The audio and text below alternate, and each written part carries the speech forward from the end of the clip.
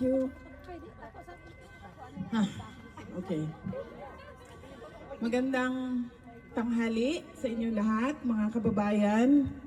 At unahin ko muna ang aking pagpapasalamat. Una po, ang pagpapasalamat ko sa inyong lahat, sa inyong pagdalo sa aming paanyaya na tayo ay magsalita, magpahayag ng ating mga nararamdaman tungkol sa kaso ni dating Pangulong Rodrigo Duterte. Maraming salamat sa oras ninyo.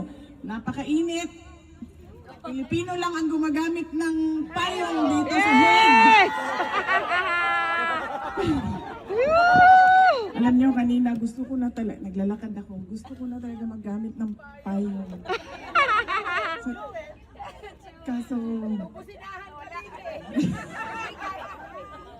Kaso, naisip ko, baka i-report nila ako sa pulis. Bakit ito siya gumagamit ng payong? Hindi ko din maintindihan bakit hindi sila gumagamit ng payong. Naiintindihan ko bakit tayo gumagamit ng payong. Dahil ang payong para sa ulan at sa init. Yes! Pero ayaw nilang gumamit ng payong. Maraming salamat sa oras ninyo. Napakainit pero nandito kayo at mainit ang inyong suporta kay dating Pangulong Rodrigo Duterte. Duterte! Duterte! Bring him home! Bring him home! Bring him home! Bring him home! Bring him home! Bring him home! Bring him home! Bring him home! Bring him home! Ang susunod na pagpapasalamat ko ay sa Filipino community dito sa Den Haag, sa Hague. Nagpapasalamat ako sa kanila dahil sila yung hiningan ko ng tulong para mabuo yung pagtitipon natin ngayong araw na ito. At meron akong special thank you kay Alvin and Tourism dahil siya ang ginulo ko para magawa ang rally natin ngayong araw na ito. And Alvin, na nawalan ng tulog dahil sa Foxilica.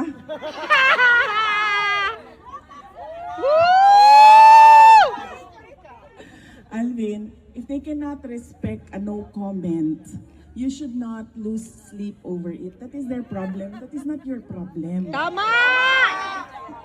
Dapat sila ang ma-stress sa'yo. Bakit ikaw ang na-stress sa kanila? Ikaw ang nakaka-stress. Yung init na yan.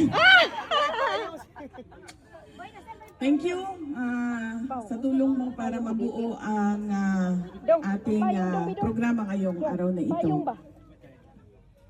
Magsisimula ako, mga kababayan, sa paalala sa International Criminal Court na hindi nila pwedeng gamitin sa mga desisyon nila ang mga sinasabi natin patungkol sa kaso ni dating Pangulong Rodrigo Duterte sa ating mga actions of support kay dating Pangulong Rodrigo Duterte. At syempre, sa mga assessment at opinion natin.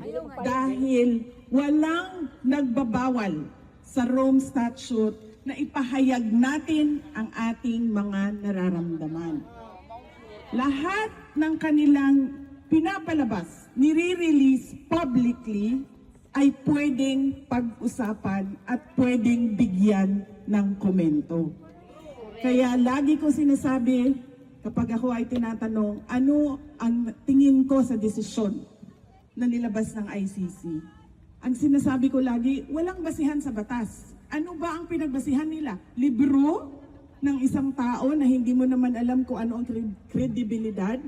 Correct. Suporta ng mga tao? Siyempre, dahil dating head of state yan, dating Pangulo yan, minamahal yan ng marami.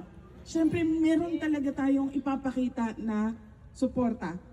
ako, anak, kapamilya, syempre, magagalit ako sa ginawa sa aking ama at sa isang Pilipino na ninakaw, kinuha, kinidnap doon sa Pilipinas para ihatid diyan sa ICC. Let us start in the year 2017. In 2017, a lawyer submitted a communication to the International Criminal Court. And this was supplemented by a communication by former Senator Trillanes and another person. That was in 2017. In 2018, the court took it under consideration. Between 2017 until 2021, there was investigation, no investigation, put on hold. Let us start first with the complainant. Who is Trillanes? Trillanes is the person behind the Oakwood Mutiny and the Manila Peninsula Siege. Yes! Which was against who? It was against President Gloria Macapagal Arroyo. Trillanes stood on the platform of anti-corruption against Arroyo. We do not know the dealings, the negotiations behind the mutiny and the siege. That is not discussed publicly. When did we next see Trillanes? We saw him next in the Jejomar Binay attack.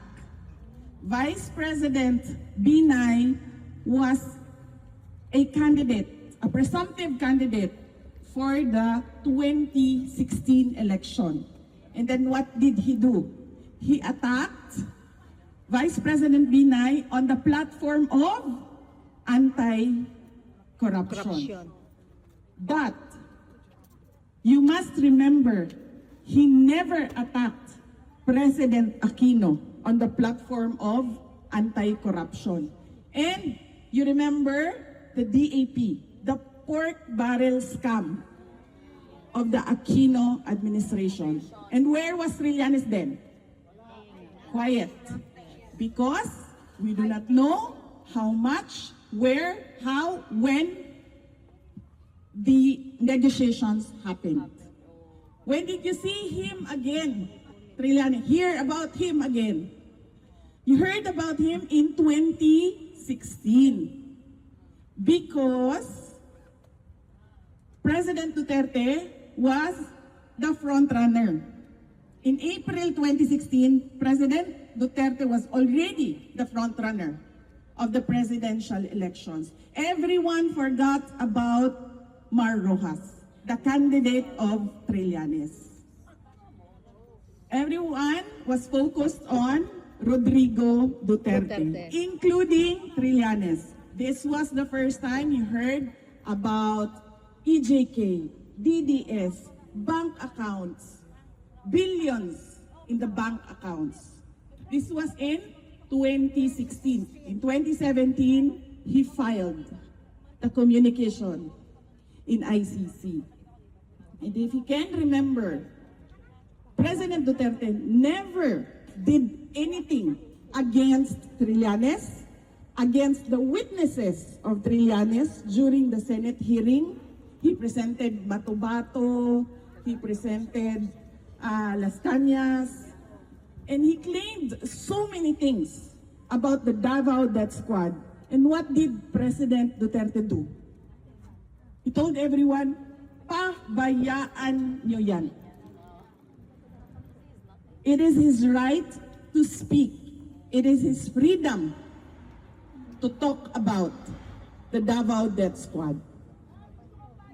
So that is... Okay na ng payong, sir. Sorry. Ito tissue, ma'am. May panyo ako, ma'am. Ay, sorry. So that was Trillanes. That is Trillanes. Against Gloria Arroyo, anti-corruption. Against Binay, anti-corruption. Against Rodrigo Duterte, anti-corruption. EJK. But do you hear him speak of anti-corruption when it comes to President Aquino and President Marcos? No! Makes you question.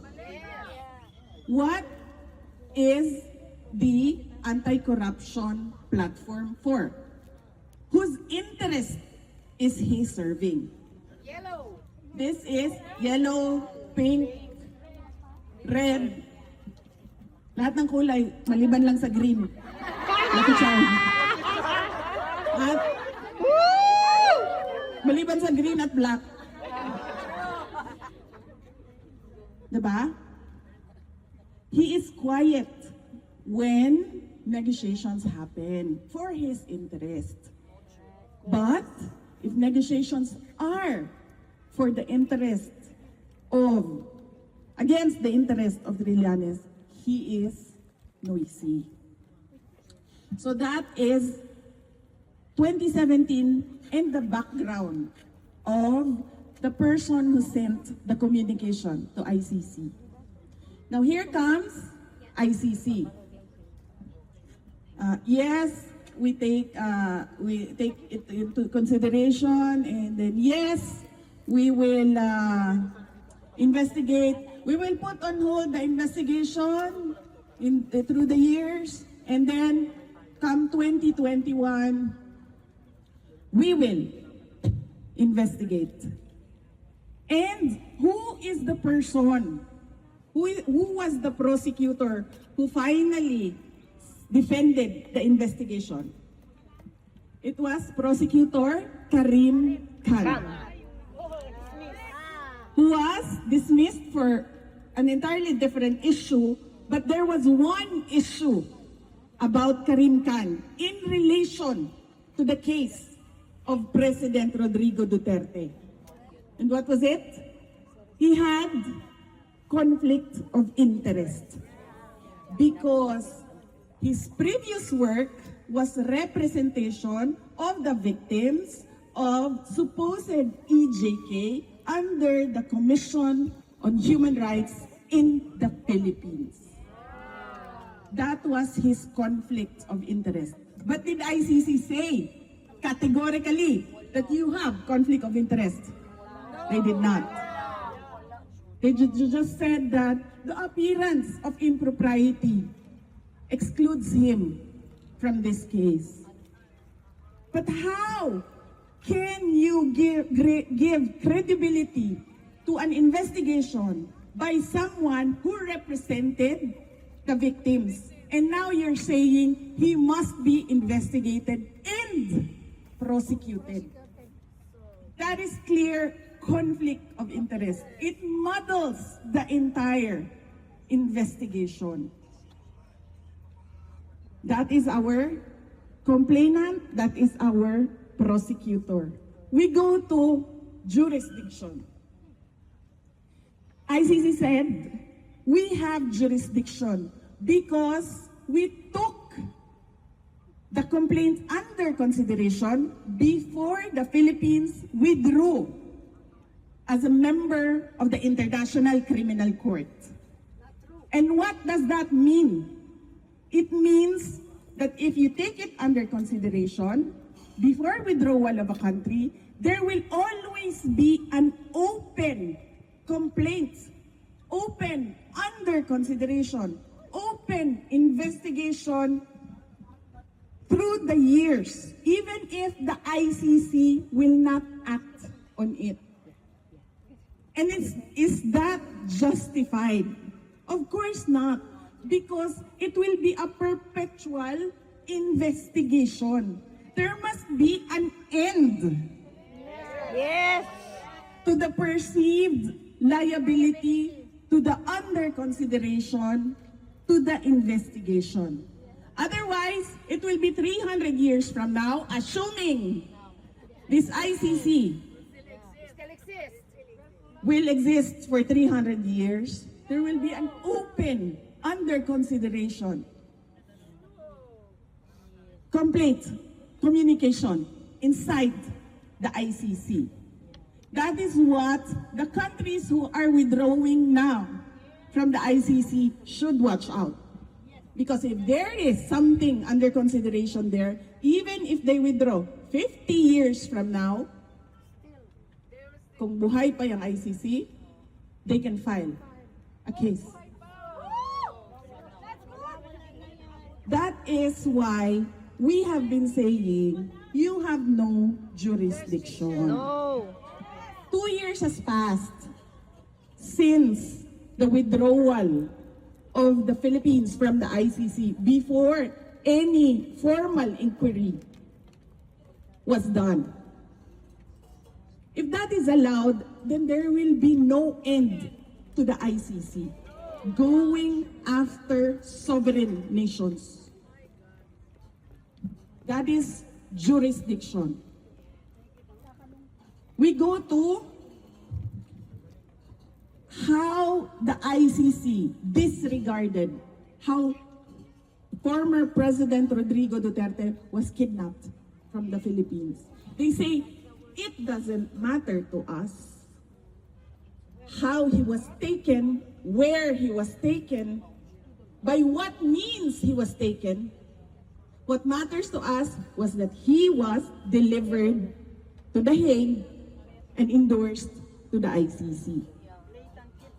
If this is about justice, then why does it allow injustice to happen to people who are respondents of communications, of complaints inside ICC?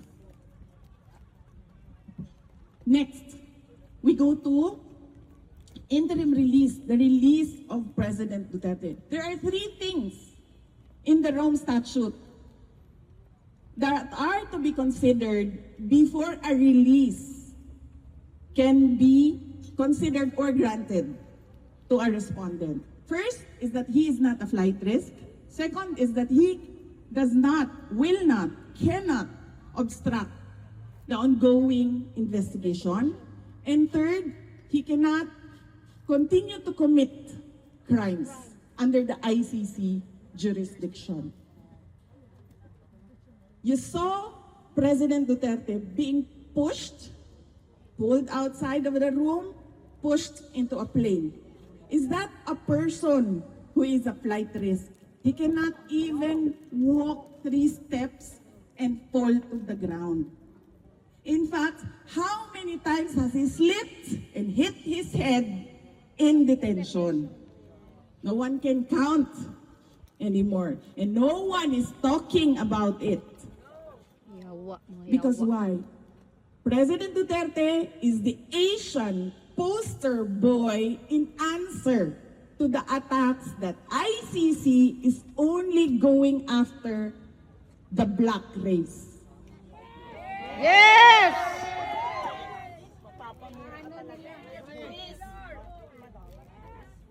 Mga animal. He is a flight risk because of the support of the Filipinos around the world. Is that an assessment, a correct measure of a flight risk?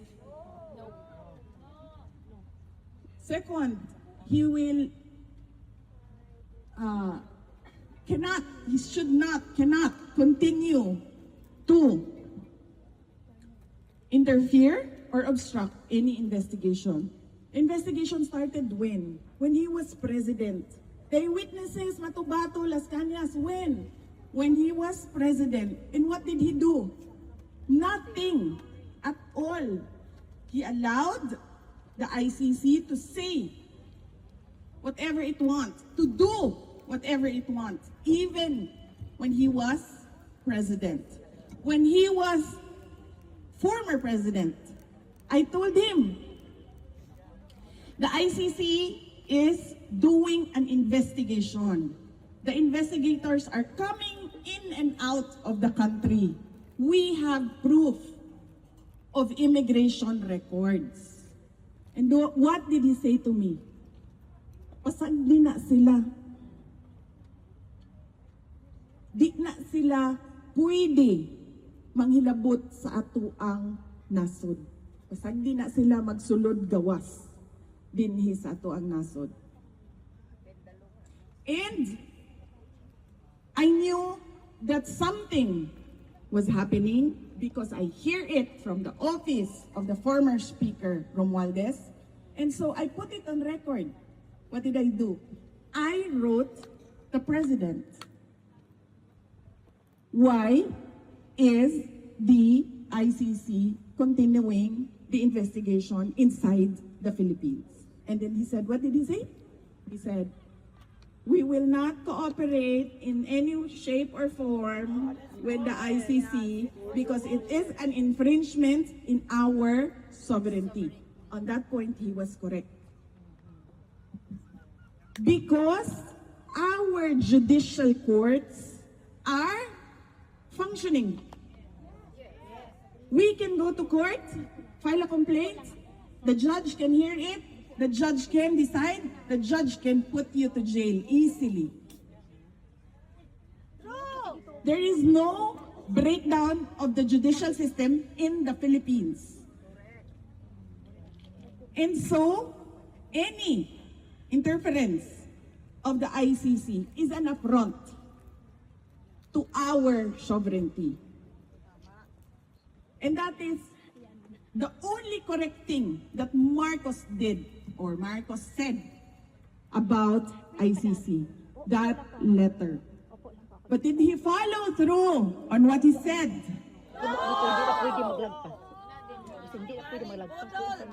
He presented a letter, he released an official letter, but his left hand was doing other negotiations. He was doing exactly the opposite of his letter. He was allowing the investigation to happen, supported by the House of Representatives and Antonio Trillanes. Yes. And so we go to the corruption in the investigation.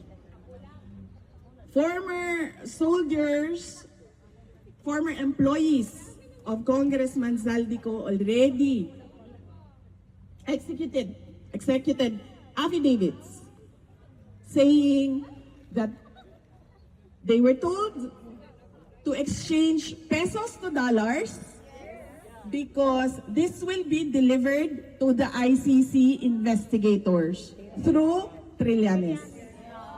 And this is not hearsay. No. Because the person who did the delivery, who received the instructions, who went to the money exchange and exchanged for dollars, who delivered the money was the same person who talked to Zaldico. Yes.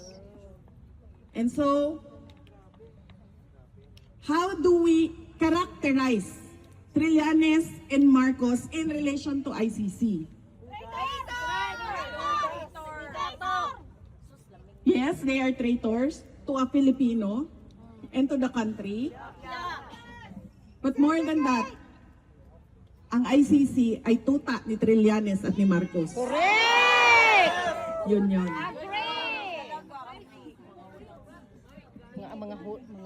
Sorry. Because the ICC has no other case except for the case of President Rodrigo Duterte. And they found what? And they found Marcos, Trillanes, and money Yes. in the Philippine case.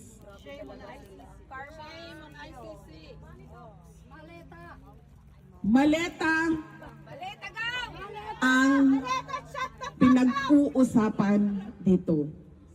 So where is the justice in all this? There is no justice for the Philippines, there is no justice for the Filipinos, and there is no justice for former President Rodrigo Duterte. That is true, ma'am. He's the poster boy right now of ICC. The one and only. Oh, we have an Asian now. We're done with the blacks. Let's go to the Asians. To hell with the whites. We cannot go after them. Let's go after this one person who was delivered by Marcos to us. Bangag.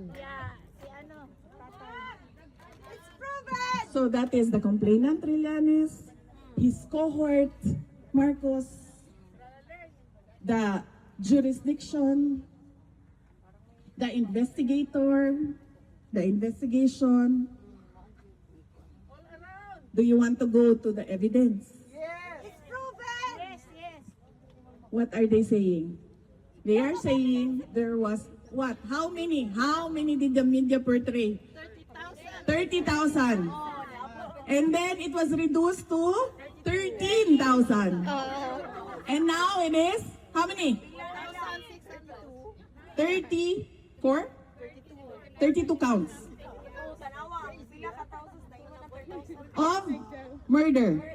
That amounts to, they say, crimes against humanity. That's BS.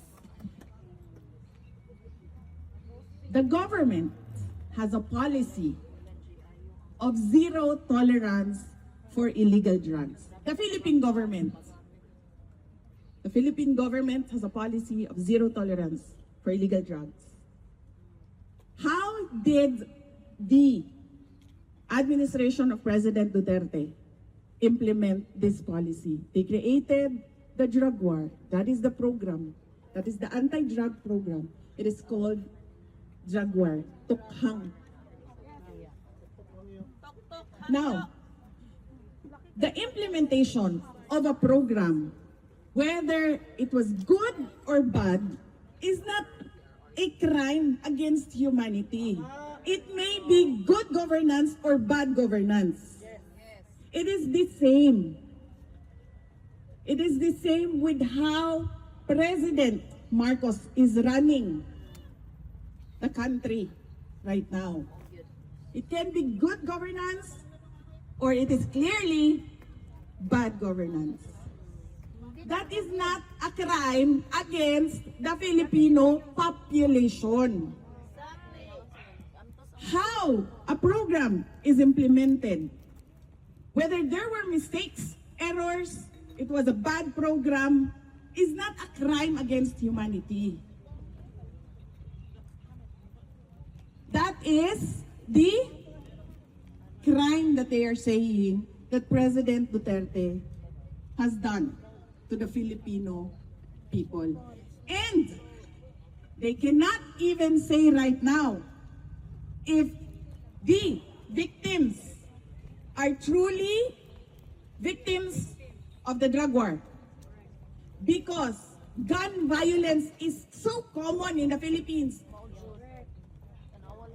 I have a husband. My husband has a mistress. I can hire a gunman for 5,000 pesos to kill the mistress.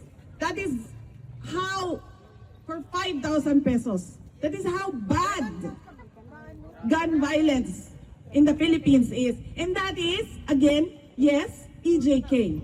So how can you say that all your listed victims, all your listed complainants are supposed victims of the drug war? It can be that it is a crime against passion. It can be murder because of a third party in a relationship. It can be plain hold up.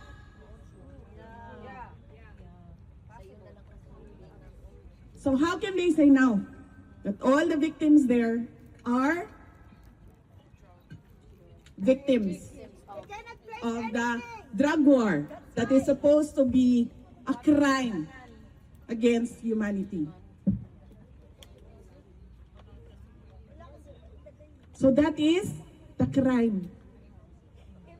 And what are they doing right now? This is 1 year past The day President Duterte arrived in The Hague, how many years? 1 year and 4 months. 1 year and 4 months, and nothing has happened in the case.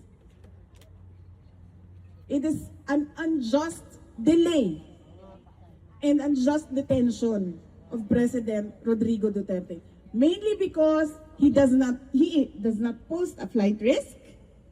He will never impede, obstruct any investigation. We saw that already when he was president, when he was not president. And third, he will not continue to commit crimes kuno. Because that was a program during his administration, an implementation of a policy by government. How can an implementation of a policy by government be a crime against humanity? Correct. Correct. Uwi na tayo, tay. That is the ICC and the case of Rodrigo Roa Duterte.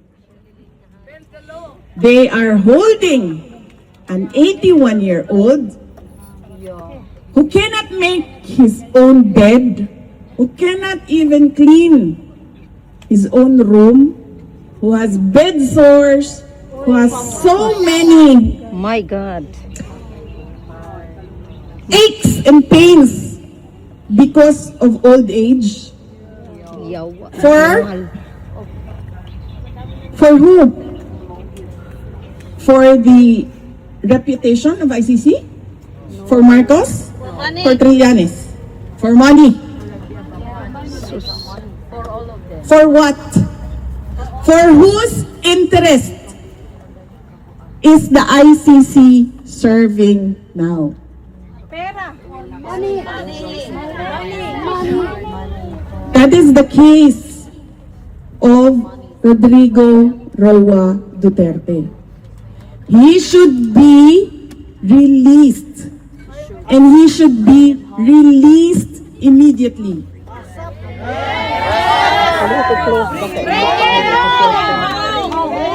Justice in the Philippines, not here. Ma'am. It should be justice in the Philippines, not here. Yes, that is true. If we want to go after supposed EJK, supposed murders, we can easily file it in Philippine courts. Palitan mo na si Marcos! Son!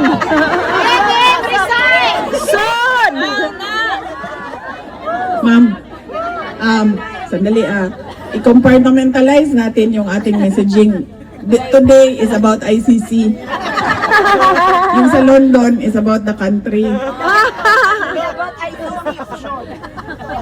We will not talk about Marcos BBM today. We will only talk about Marcos in relation to ICC. Yes! Tuta ni Marcos. Bakit ko nasabi na tuta ni Marcos? Wala na tayong pera. Kasi sumusunod sino yun? Sumusunod sila kay Trillanes at Marcos.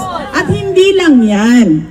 Pinapanindigan pa nila yung kanilang pagsunod Yes.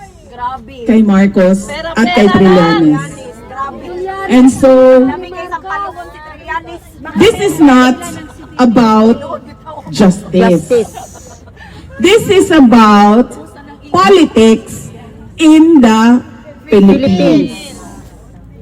Because who was the first to be sent to detention? President Marcos. Next, President Duterte. Next, pwede na. Parang wala na akong gagawin mo. Pakulong nila yan siya. President Duterte. Who was next? Bato. Marco. Next, Marcoleta. Next. Bong Revilla. Oh, Harry Roque. Bong Revilla, Jingo Estrada, Mike Defensor. Yes. You see the pattern? Yes. So this is all about politics. Marcos supporting ICC, ICC supporting Money. Marcos. Money. if the ICC right now is fighting for its life because America, the United States, and its powerful allies are going after ICC.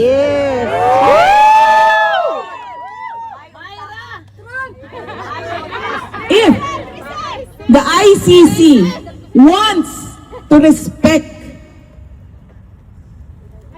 the world to respect the institution, they should first know how to respect the law.